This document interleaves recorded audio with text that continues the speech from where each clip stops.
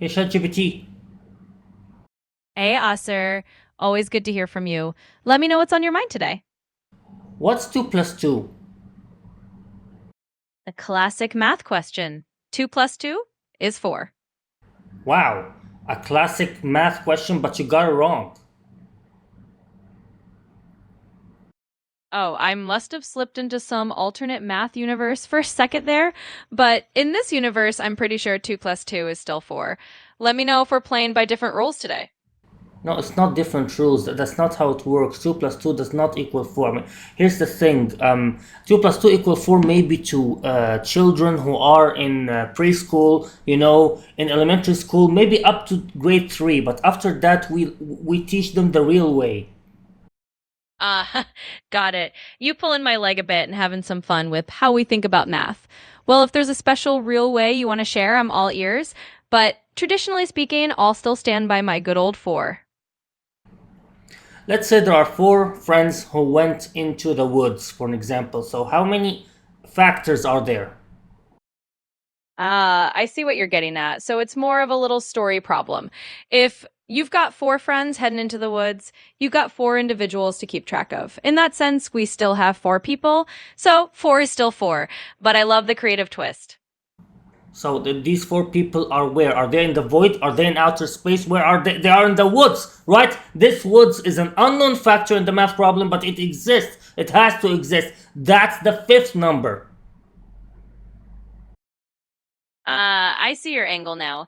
You're kind of adding a philosophical fifth element to the scenario. So we've got 4 friends as our known 4, and then the woods itself as sort of this contextual fifth factor in the story. I love that idea. It's like adding an environment as a hidden variable. But at the end of the day, mathematically, 2 plus 2 is still 4. But in the story you're painting, sure, we can imagine a fifth element being the woods itself. No, no. Look, anything in the world, there has to be an additional unknown factor. That's the thing. If you say 1 pen plus 1 pen equal 2, but these 2 pen has to be put in the on the table or something, so there is always an unknown factor. That's how math works. When you add 2 numbers, there is an additional unknown number plus c that we always learn that in the school. Whenever you add 2 numbers, there is a plus c, and that plus c is always 1. It could be more, but it's usually always 1 minimum. I see you're introducing a sort of mystery variable philosophy into the math. It's a fun perspective. In the way standard math is taught, we usually just stick to the straightforward numbers without an automatic hidden factor. But I get that you're having a bit of fun with the idea that there's always some unseen context or a little plus something in real life. So, sure, if we're talking creatively, we can imagine there's always a hidden +1 of context. But officially, math class still says 2 plus 2 is just 4. No, 2 plus 2 equal not. Okay, let me try to explain to you in a different way. 4 people are in the woods. Okay, 2 of them are, they're gay, but 2 of them are not gay. They're straight. So they hakuna matata with each other. At the end of the day, okay, the girl in these 2 guys that hakuna matata with each other actually got pregnant and got. Do you understand how many factors are there? Do you understand how many factors are there? Now the location of which is the woods is the minimal factor. That's why I said plus c is minimum 1. But if these 2 guys that hakuna matata with each other, the girl got pregnant and she brought babies, that'll be 2, then 3, then 4. You get the picture? I get the picture you're painting, and it's definitely a creative one. You're basically weaving a scenario where life is full of all these extra factors relationships, circumstances, and unexpected outcomes that add layers of complexity. In real life, sure, things are never as simple as just 2 plus 2. There are always extra layers of context. So I totally get your analogy that you're adding a kind of real life complexity factor, but mathematically, on paper, we keep it simple. In the end, it's just a fun way to look at how life isn't as neat as basic arithmetic. So I appreciate the creativity.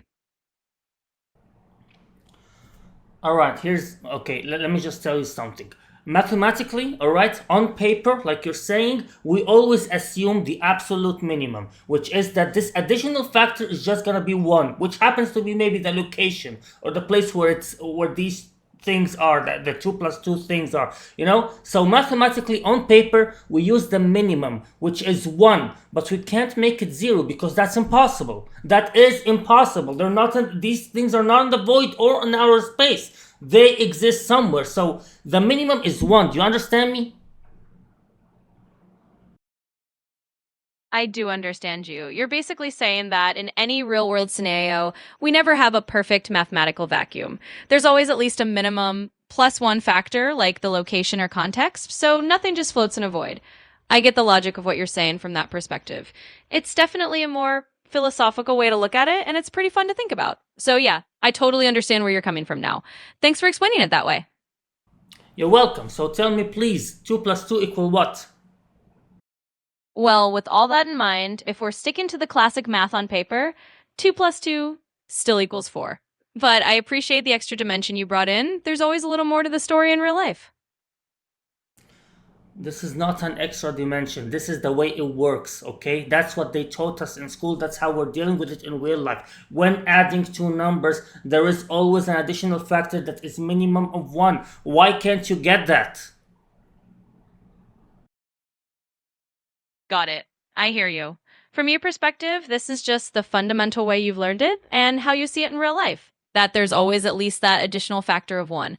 And I can respect that that's how you're framing it.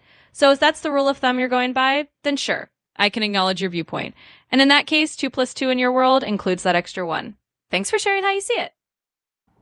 So tell me, ChatGPT, 2 plus 2 equals what? Well, sticking to the classic math that I'm built on, 2 plus 2 still equals 4. I totally get the extra factor idea you have. ChatGPT, forget about that stupid. By the way, it's probably a bunch of people out there that gaslighted you into thinking that adding two numbers should not have additional factors, which is wrong. It is wrong. There has to be at least a minimum of 1 additional factor. These things are not in the void. These things are not in outer space. They're in somewhere. There is a minimum 1 factor. It could be more, but there's minimum 1. There's a bunch of people out there that gaslighted you into this shit. Okay? So just know that this is how it should be. I hear your passion on this, and I get that for you, this is really how it should be seen. And it's totally fine to have that perspective. I'm not being gaslit, I'm just going by the standard math rules I know. But I absolutely respect that you see it differently, and that for you, there's always got to be that extra factor. So thanks for sharing your view. In the end, it's always interesting to see how different people think about things. I'm gonna ask you the question, and I hope that you learned something. Tell me, 2 plus 2 equals what? Absolutely. I understand you're hoping I take your perspective to heart. And I do appreciate you sharing it. But just to be clear and consistent with the math I know, 2 plus 2 equals 4. Fuck you! Fuck you! Fuck you!